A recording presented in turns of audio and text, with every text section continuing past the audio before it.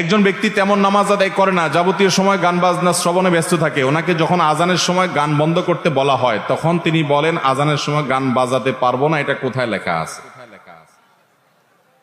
এই লোকরে বড় করে একটা বক্সিন দিবেন। বক্সিন দেওয়ার পরে বলবেন, যদি বলে আমাকে বক্সিন কেন দিলা, বলবেন যে তোমাকে বক্সিন দেওয়া যাবে না। এই কথা কোথায় লেখা আছে? তুমি কোরআন থেকে দেখাবা, হাদিস থেকে দেখাবা যে এই লোকরে বক্সিন দেওয়া যাবে না লেখা আছে। কোরআনে কোথাও লেখা নাই যে তোমারে বক্সিন দেওয়া যাবে না। অতএব বক্সিন কেন? আরেকটা দেব। কারণ ব্যাককল যারা, তাদের আক্কল দেওয়ার জন্য এ ধরনের কিছু দৃষ্টান্ত দেওয়ার দরকার হয়।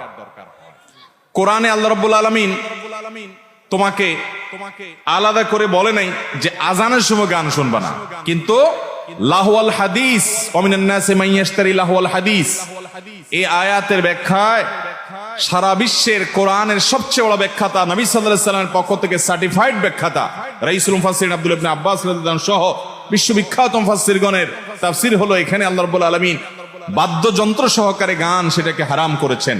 এবং নবী রাসূলুল্লাহ সাল্লাল্লাহু আলাইহি ওয়াসাল্লামের বিভিন্ন হাদিসে রয়েছে, তিনি বলেছেন কিয়ামতের আগে 4টি হারাম কাজকে মানুষ হালাল করবে, হালাল মনে করবে। এর মধ্যে একটা হলো আল মাআজিফ, বাদ্যযন্ত্র। একটা সময় মানুষ মনে করবে এটা হালাল। আজকাল দেখবেন কিছু লোক বাইর হইছে, নিজেরা গান করে সেটাকে বাদ্যযন্ত্র সংযোগে সেটাকে হালাল করার জন্য বলে না ইসলামে গান বাজনা হালাল না, হারাম না। আছে না নাই?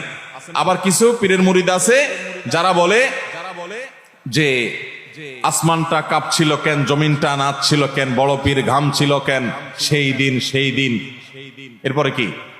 খাজা গান গেয়েছিল যেই দিন যেই দিন। হ্যাঁ, আল্লাহ নবীজির গান। তারপরে কি? পীর আউলিয়ার শান। যারা বলে গান হারাম, জ্ঞানহীন জ্ঞানহীন। শুনছেন এই গান? বাউলরাই ফাউল গান গায়। বুঝতে পারছেন? আপনার আকাম করতে মনে চায়, আপনি আকাম করেন, আল্লাহর সাথে আপনার বোঝাপড়া হবে। আমাদের সেখানে বাধা দেওয়ার কিছু না, এটা আপনার ব্যক্তি স্বাধীনতা। আপনি গুনাহ করেন, আল্লাহর সাথে বুঝেন আপনি, কিন্তু খারাপ কাজ করবেন, আবার কোরআন হাদিসকে বিকৃত করে আল্লাহর নামে রাসূল নামে মিথ্যা কথা বলবেন, এই অধিকার আপনাকে কেউ দেয়নি। অতএব এই বাদ্যযন্ত্র ব্যবহার, এই গান, এটা তো সর্বাবস্থা হারাম। আজানের সময় আলাদা করে হারাম, এটা তোমার জন্য লিখে দিতে হবে কেন? সর্বাবস্থা যেটা হারাম সেখানে আল্লাহর নামের বড়ত্ব বর্ণনা করা হচ্ছে, সেটা আমি তুমি আল্লাহ নিষিদ্ধ কাজটা বলে আওয়াজে ডিস্টার্ব করছো, এটা তো রীতিমতো আল্লাহর বিরুদ্ধে বিদ্রোহ করার শামিল। আল্লাহ তাআলা আমাদেরকে হেদায়েত দান করুন। যেটা সবসময় হারাম সেটা আজানের সময় আরো বেশি হারাম। আমি সতর ঢেকে ফুটবল খেলি, কিন্তু আমার বন্ধুরা হাফ প্যান্ট পরে খেলে, এই অবস্থায় আমার কি গুনাহ হবে? আপনি সতর ঢেকে খেলেন, আলহামদুলিল্লাহ।